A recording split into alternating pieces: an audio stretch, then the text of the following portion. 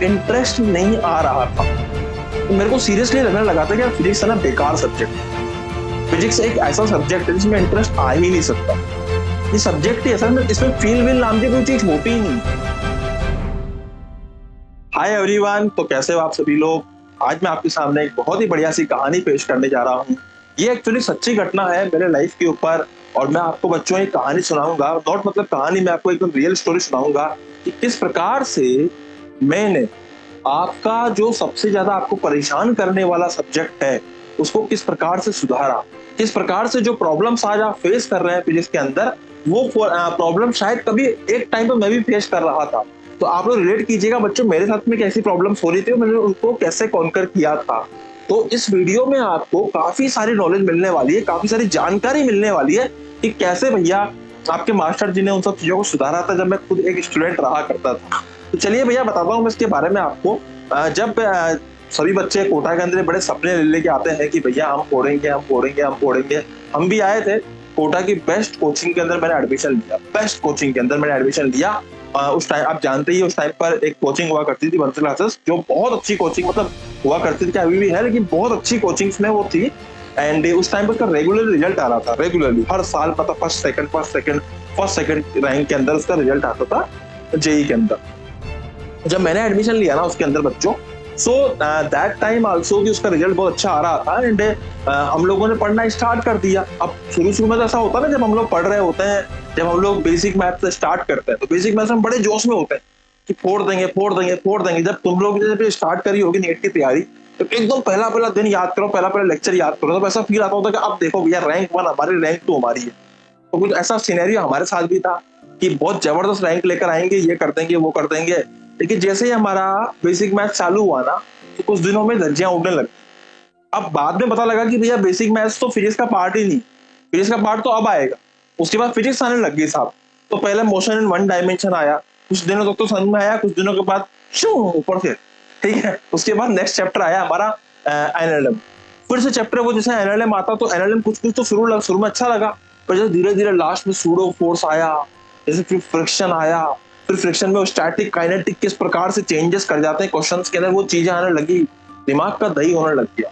और ज्यादा दही तो तब हुआ जब हम सेंट्रीफ्यूगल हम लोग वर्क पावर के अंदर linear momentum conservation, energy conservation, centre of mass, इन सब चीजों में जब जाने लगे ना, तो हमारा भयंकर दिमाग खराब हो गया। आरबीडी जाते जाते तो हम लोगों ने उम्मीदें ही छोड़।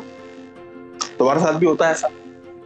इवन हर बार, मतलब मैं जब पढ़ रहा था ना, तो मेरे साथ प्रॉब्लम क्या थी ना कि मेरे को फिजिक्स अपनी बढ़िया करनी थी, मतलब मेरे को फिजिक्स में बड़ा इंटरेस्ट था कि मैं इसको सुधार दूंगा, ये कर दूंगा वो कर दूंगा। लेकिन जब रियल में सब्जेक्ट सामने आया ना, स्पेशली जेईई के लिए, तो दिमाग खराब हो गया भाई। मैं क्लास में समझ रहा हूँ लेकिन मेरे को घर जाके क्वेश्चन सोल्व नहीं हो रहे। तुम्हारे साथ भी होता होगा ऐसा?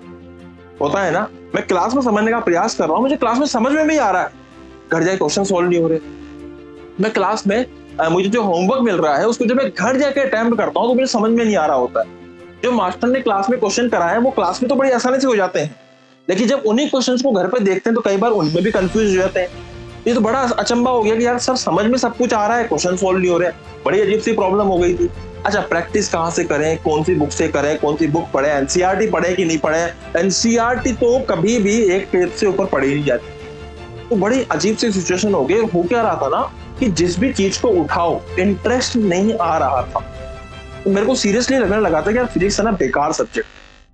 फिजिक्स एक ऐसा सब्जेक्ट है जिसमें इंटरेस्ट आ ही नहीं सकता। ये सब्जेक्ट ही ऐसा, इसमें फील विल नाम की कोई चीज होती ही नहीं। ये नॉन फीलिंग वाला, मतलब ये नॉन फीलिंग वाला चैप्टर पूरा का पूरा सब्जेक्ट, इसकी इस चैप्टर में कोई फीलिंग्स नहीं है किसी के लिए भी। इस चैप्टर में कोई फीलिंग ही नहीं है बेसिकली इस सब्जेक्ट के अंदर। अब होता क्या है ना, जब भी हम लोग किसी सब्जेक्ट में अटक रहे होते तो हम लोग क्या करते हैं ना, भेड़ चाल में भागते हैं।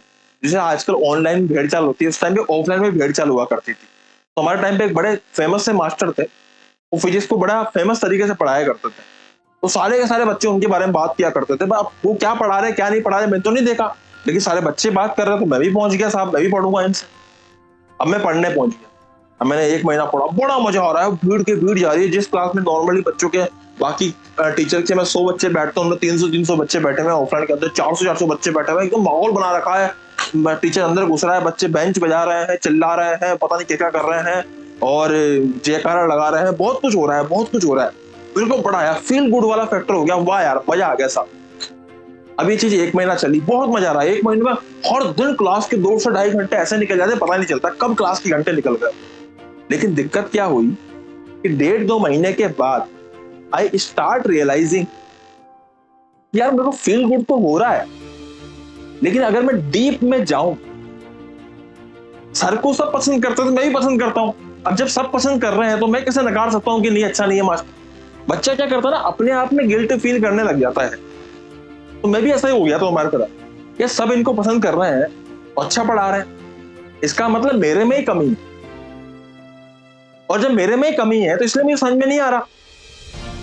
ये मेरे दिमाग में फीलिंग आने लग गई थी। लेकिन मैं लिटरली बता रहा हूं आप लोगों को, लेकिन दिमाग में ये आई कि भाई क्वेश्चन तो नहीं हो रहे ना। एक दिन मैंने अपने आप से पूछा कि क्या क्वेश्चन हो रहे हैं। आप फील गुड हो रहा है, सब पसंद करते हैं, पूरा कोटा उनसे पढ़ने जा रहा है, पूरा कोटा के बच्चे उनके बारे में बातें कर रहे हैं, पर क्या अल्टीमेटली आपसे आंसर आ रहे हैं? क्या आप उस स्थिति में है, क्या कांच के सामने खड़े हो, क्या आप कॉन्फिडेंटली बोल सकते हैं कि हाँ भाई मैं इस बार IIT एग्जाम पढ़ने वाला हूं? मैंने कहा नहीं यार, मेरे में तो कॉन्फिडेंस ही नहीं है। मेरे को मजा बहुत आता है फिजिक्स में। अब मैं जाता हूं, मेरे को क्लास में बहुत मजा आता है। सर जो क्वेश्चन कराते हैं और सर जो DPP देते हैं उसमें मुझे सोल्व हो जाता है।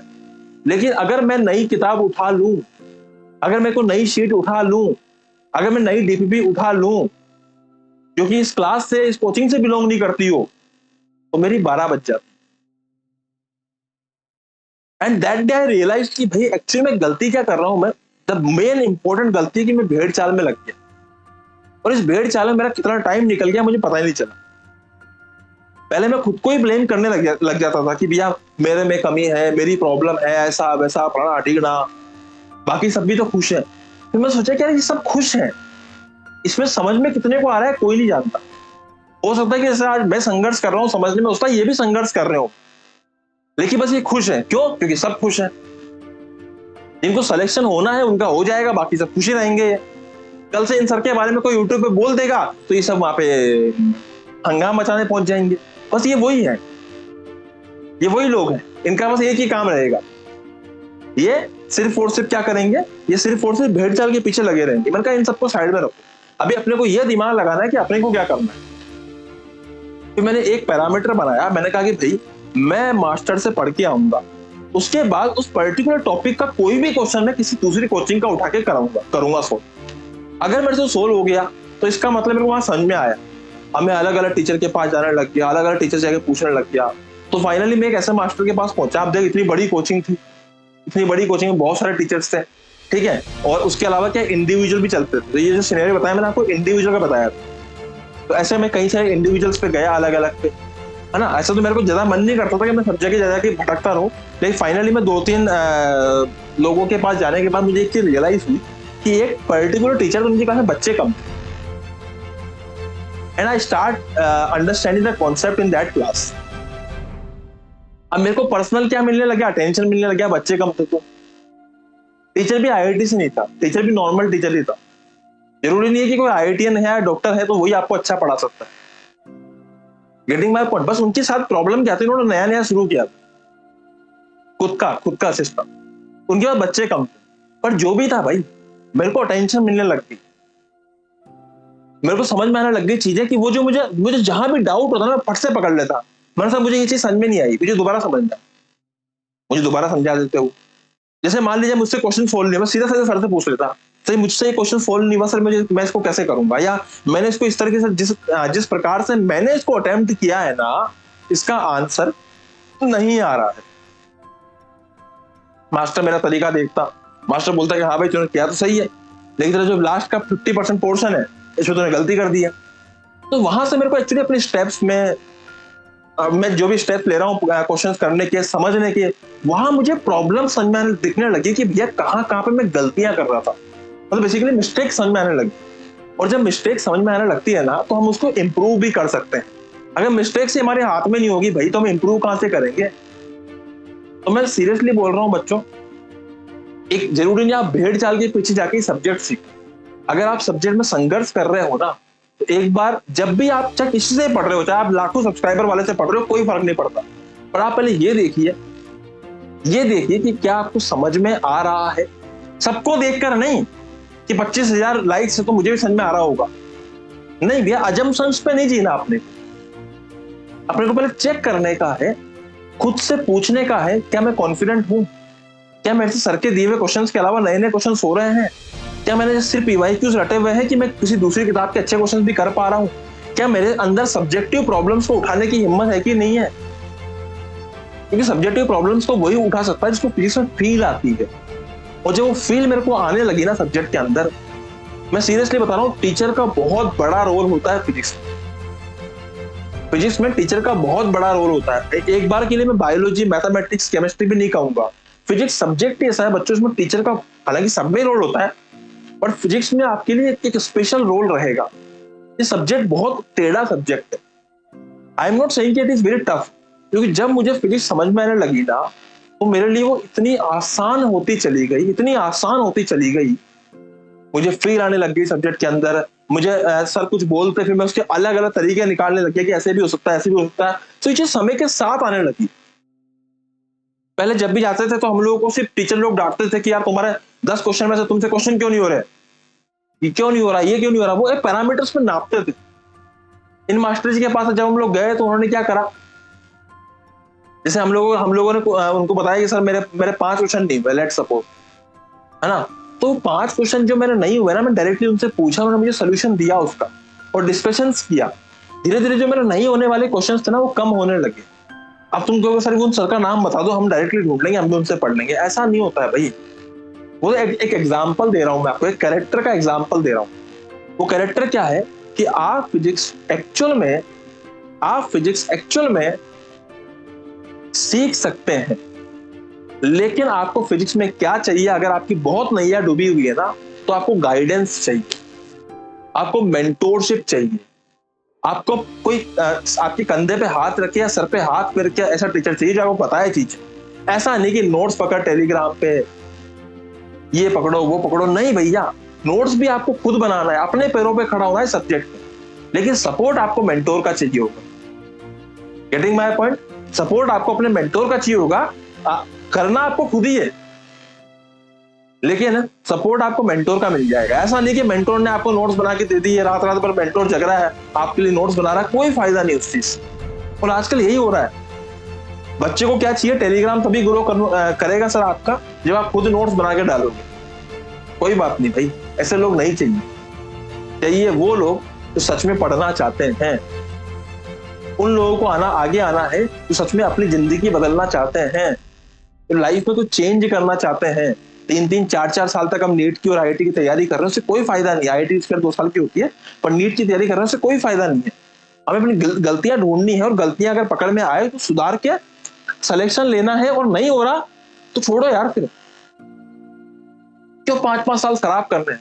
एक पैटर्न बन गया नीट के बच्चों का। 250 नंबर पहली बार में आया सर, अगली बार 300 आएंगे सर, उसके अगली बार 350 आएंगे सर, उसके अगली बार 450 आएंगे। अब 450 वाला बड़ा घमंड में घूमता है, अगली बार तो मेरे 550 आएंगे, पर उस गधे कई बार क्या होता है 400 आया था। अबे यहाँ पे कंपटीशन तो ना चल रहा है कि हर बार बढ़ेंगे बढ़ेंगे। It's all depends on the probability भैया, हो सकता है कभी कम हो जाए। तो आपको ये चीज समझनी होगी भाई कि आपको ये पंचवर्षीय प्रोग्राम नहीं चलवाना है। यहाँ पर समझने का प्रयास करो सब्जेक्ट को। सब्जेक्ट बहुत प्यारा है, सीखोगे, ढंग से समझोगे तो आपको बहुत फायदा होगा। ये पर्सनल मेंटोरशिप के लिए आप क्या कर सकते हो, मेरे को डिस्क्रिप्शन बॉक्स में टेलीग्राम पे आप फॉलो कर सकते हो। ओके, मैं आपको नोट्स वोट्स नहीं प्रोवाइड करने वाला हाथ से लिख के, ठीक है। ऑल दो क्लास के जो यहाँ पे लिखित नोट्स कुछ होते हैं या जो मेरे पढ़े हुए, वो मैं आपको प्रोवाइड कर दूंगा, बट मैं आपको स्ट्रांगली एक ही चीज कह रहा हूँ कि आपको नोट्स खुद बनाने हैं, और मैं आपको सिर्फ रेफरेंस के लिए दे दूंगा। गेटिंग माय पॉइंट भैया? और टेलीग्राम चल रहा है, आप मुझसे ज्वाइन कर सकते हो। पर्सनल मेंटोरशिप आपको हम लोग प्रोवाइड करेंगे, लेकिन यहाँ पर एक और चीज है, तभी प्रोवाइड करेंगे बच्चों। देखो, अनअकैडमी का एक 1-to-1 लाइव मेंटोरशिप प्रोग्राम है आइकॉनिक नाम का। तो आप मेरा कोड लगा के आइकॉनिक सब्सक्रिप्शन ले सकते हो, और जैसे आप आइकॉनिक सब्सक्रिप्शन लोगे ना, तो आपको पर्सनल मेंटोर मिलेगा आइकॉनिक की तरफ से भी, सॉरी अनअकैडमी की तरफ से भी, और हमारी तरफ से भी। मतलब हमारी तरफ से बेसिकली हम लोग सपोर्ट दे देंगे आपको पूरा पूरा। Getting my point? नरूका 10 मेरा कोड है, आप उसको लगा सकते हो बच्चों। यहाँ पे आप डाउट वगैरह डिस्कस कर सकते हो, चीजें पूछ सकते हो। सिमिलरली से प्लस में है, प्लस में भी ऑफर्स वगैरह चल रहे हैं। प्लस में आप क्लासेस वगैरह, स्ट्रक्चर कोर्स, सब चीजें मिल जाती है, लेकिन साथ में मेरा कोड इस्तेमाल करते हो तो आपको डिस्काउंट भी मिलेगा, और साथ में हमारी पर्सनल मेंटोरशिप भी मिलेगी। तो पर्सनल मेंटोरशिप के लिए या फिर सब्सक्रिप्शन लेने के लिए एक बार टेलीग्राम पे आइए बच्चों, और वहां पे आके हमको फॉलो कीजिए। डिस्क्रिप्शन में आपको टेलीग्राम का लिंक मिल जाएगा। And this is all about today session. I hope कि आपको अच्छा लगा होगा। बाकी आप प्रैक्टिस अधिक से अधिक करनी है आपको, तो mock test series and access question कर सकते हो। 53% डिस्काउंट मिल रहा है। 2799 का जो सब्सक्रिप्शन है अभी आपको 53% मतलब ऑलमोस्ट 1350 रुपए मिल जाएगा। तो it all depends on you कि भैया फटाफट से इसको ले लीजिए। नरुका10 मेरा कोड है। एंड क्लास को वीडियो को पूरा देखने के लिए थैंक यू सो मच बच्चों।